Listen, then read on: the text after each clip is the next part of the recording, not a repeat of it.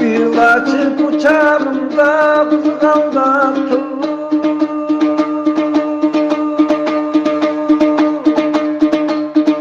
ben mesken içildirdim balapam. Arasam tergen taşlı tağlarım var ay, körkümüm var ay, gökselek karanlıkları kağılay.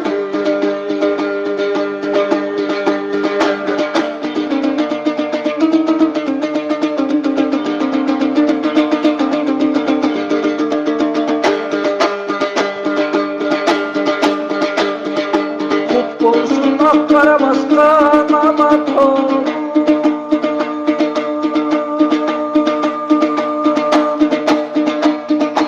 ardında çalınıp yatan çatkal tol. Arasam gelin gel o ak tolum var ay, közlerim var ay, gökselek tağlarımdan közlerimden kağılay.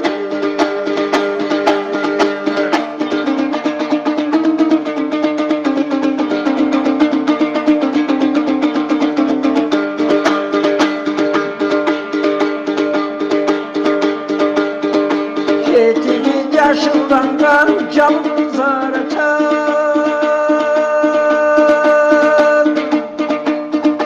bozadır başı akkan kırakılatan. Yıklasam benim uzun uykuları sayramay, gökselek canlığımdan kağılay.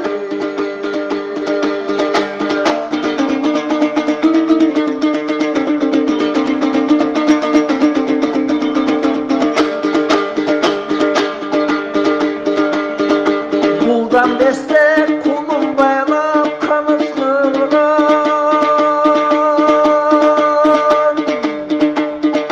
aylanayın kanılayın atacıktan.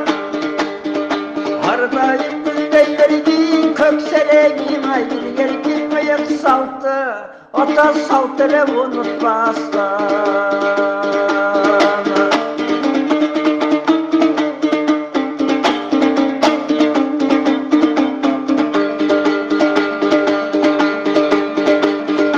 Baylama kalbaytmasam su ağrım,